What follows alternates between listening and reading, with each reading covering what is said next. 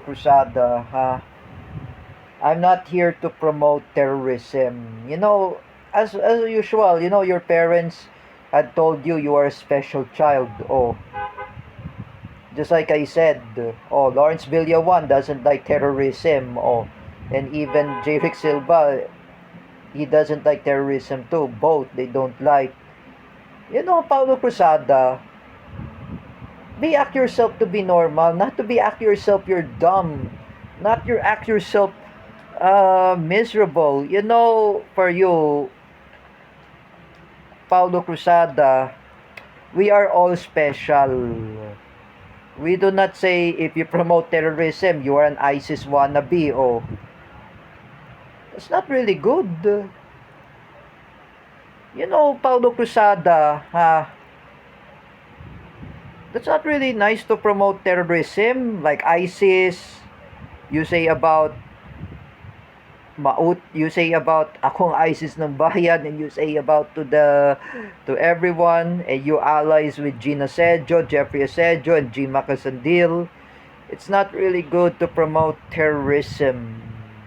Paulo Cruzada, if I were you, do not promote terrorism. We are all special.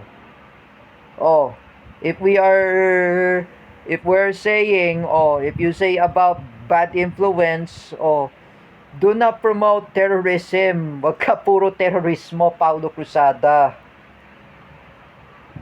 Roydan Marlang says to you, Roydan Marlang says, do not promote terrorism. At least I understand Roydan.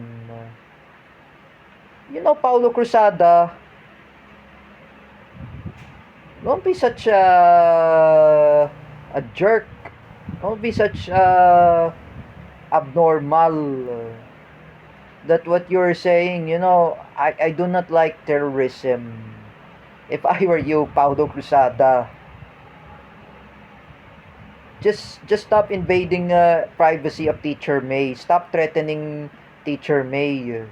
Teacher May, by the way, I've been talking with Jared Dino. First of all, I chat with him in Messenger.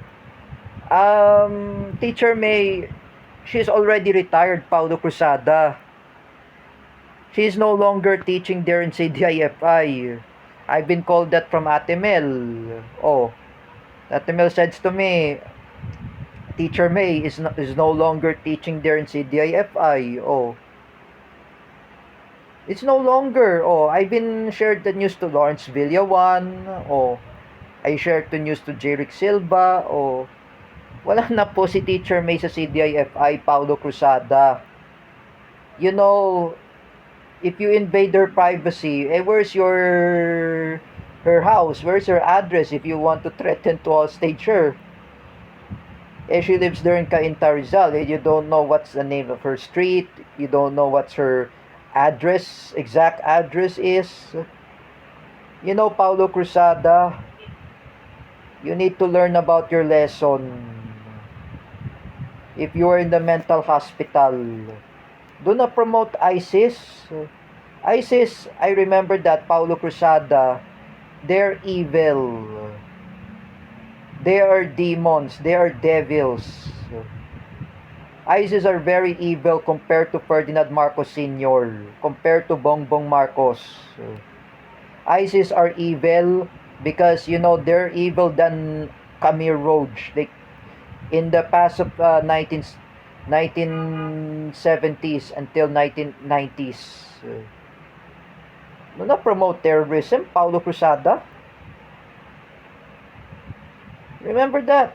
In the Philippines, in Mindanao, the ISIS already defeated. They are being neutralized during the time of Rodrigo Duterte after the following of the Marawi siege. Do not promote ISIS, Mr. Paulo Cruzada. Have a shame to yourself, to your family, to your friends, and to your loved ones. I do not talk about terrorism.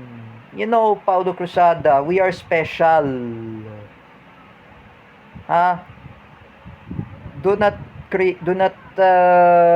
promote terrorism like ISIS.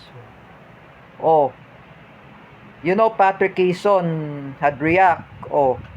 Even not only Patrick Quezon, even Ronald Ribena, oh, he react also that you attack Teacher May.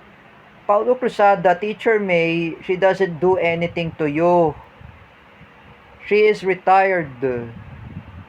I was told by Kathleen Canete, retired na nga po si Teacher May. Please, Paulo Cruzada, stop invading the privacy of Teacher May. Do not say about attempt to rape her. What else? To harass her, to make sexual harassment. It's not really good to harass Teacher May.